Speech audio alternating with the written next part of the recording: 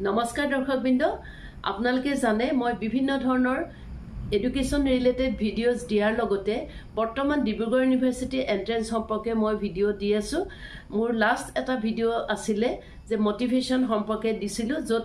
আছিল needs drives motive সম্পৰ্কে মই কৈছিলো গোল সেটিং সম্পৰ্কে কৈছিলো আৰু আজি মই আপোনালোকৰ ওচৰলৈ লৈ আহিছো মোটিভেশ্যন সম্পৰ্কে কেইটামান এমসিকিউ প্ৰশ্ন যাতে কেনেকুৱা ধৰণৰ প্ৰশ্ন আহে আপোনালোকে বুজি পায় তেতিয়াহলে পলম নকৰি বলক প্ৰশ্নকিটা চাও ইয়াত 10টা প্ৰশ্ন আনিছো আপোনালোকলৈ মই শুদ্ধ উত্তৰটোহে কৈ যাম প্ৰশ্নটো পঢ়াৰ লগতে শুদ্ধ উত্তৰটো কৈ যাম নহলে গুটেইকিটা মানে অপচন পঢ়িলে সময় বহুত লাগিব ভিডিঅটো দীঘলীয়া হ'ব what is the definition of motivation মোটিভেশ্যনৰ সংজ্ঞা বিচাৰিছে আমি কৈছিলো মোটিভেশ্যন এটা প্ৰসেস কৈছিলো নহয় জানো আৰু মোটিভেশ্যন আৰু আমাৰ কৰ্ম আৰু গোল ইয়াৰ বিহাইণ্ডত কি থাকে আমাৰ এটা ষ্ট্ৰং ড্ৰাইভ থাকে আৰু সেই ড্ৰাইভটো আহে আসলতে আমাৰ নিডৰ পৰা গতিকে ইয়াত কাৰেক্ট আনসাৰটো হ'ব the drive behind action and goal আমাৰ একশ্যন কৰ্ম আৰু লক্ষ্যৰ বিহাইণ্ডত আমাৰ ড্ৰাইভ থাকে Which of the following is an example of intrinsic motivation? আমি কৈছিলো যে intrinsic motivation to behind মানে ইন্ডিভিজুৱেলৰ নিজৰ পৰা অনুভৱ কৰে নিজৰ ভিতৰত অনুভৱ কৰে যেনে ধৰি লওক ভোক লাগিলে তেওঁ যে এটা একশ্যন কৰিলে তেওঁ গোলৰ ফাললৈ গ'ল কিবা এটা বস্তু খালে হেতু কি তেওঁ ভিতৰি মানে অনুভৱ কৰিছে যে তেওঁ নিডটো ফুলফিল কৰিব লাগে গতিকে ইয়াৰ কাৰেক্ট আনসাৰটো হৈছে enjoying the process of learning new skills তাৰ পিছত আহিলে Number 3, what stage comes after the individual experiences a need or desire in the motivation process? Motivation processor কথা উঠিছে নিডৰ পিছত নিড বা ডিজায়াৰ পিছত কোনটো স্টেপ আহে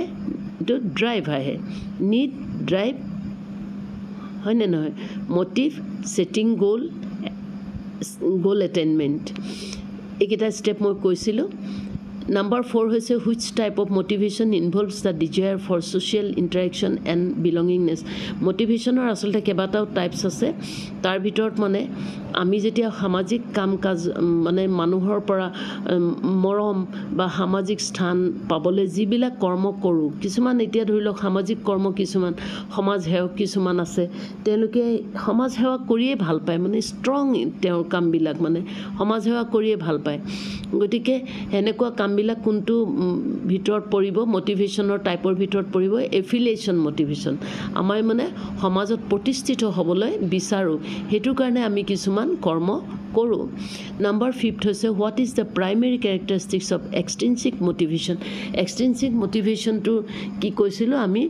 বাহিৰৰ পৰা পায় তেওঁ প্ৰেৰণাটো বাহিৰৰ পৰা পায় তাৰ মানে কোনোবাই শিক্ষক হওক বা কোনোবাই তেওঁ ক'লে বা কিবা এটা বস্তু দেখি তেওঁ অনুপ্ৰাণিত হ'ল কিবা এটা কাহিনী দেখি সিনেমা এখনে চাই দেখিও তেওঁ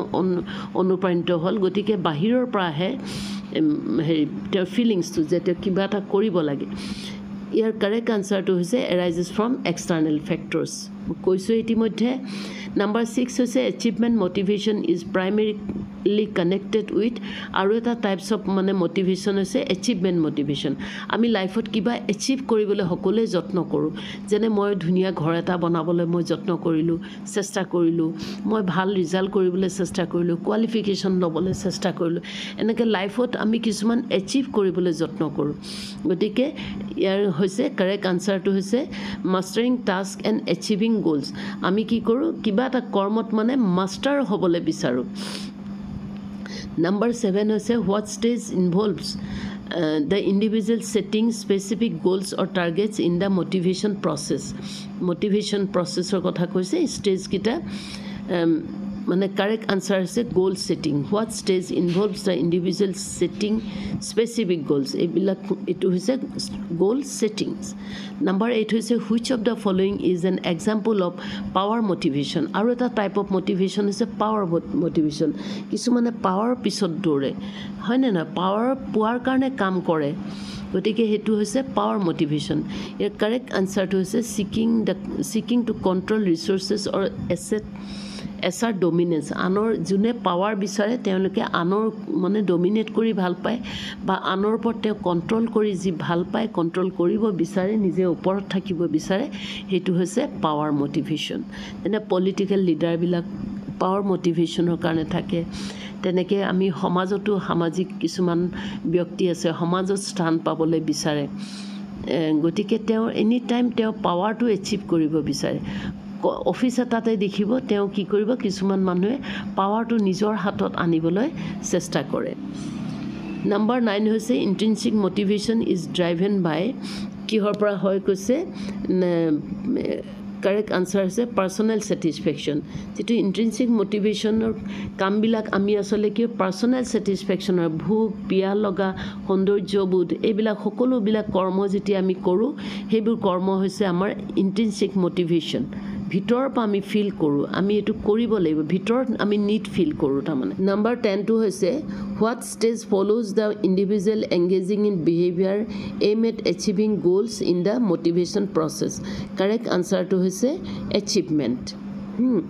মানে গোল সেটিঙৰ পিছত তেওঁ কি কৰে এচিভমেণ্টটো তেওঁ সন্তুষ্টি এটা পায় যে তেওঁ এচিভ কৰিলে গোলটো এচিভ কৰিলে তেতিয়া সাধাৰণতে মই কৈছোঁ যে যেতিয়া মানুহে এটা নিড ফিল কৰে বস্তু এটা নিড ফিল কৰে তেওঁ ষ্ট্ৰং এটা মানে ড্ৰাইভ আহে যেটো মানে টেনশ্যনত তেওঁ আহে নিডটো ফুলফিল নোহোৱালৈকে তেওঁ গোলটো এচিভ কৰিব বিচাৰে গোল এচিভ কৰাৰ পিছত তেওঁ গোল এটেইনমেণ্ট হোৱাৰ পিছত তেওঁ এচিভমেণ্ট হয় তেওঁ স্যাটিসফ্যাকশন এটা পায়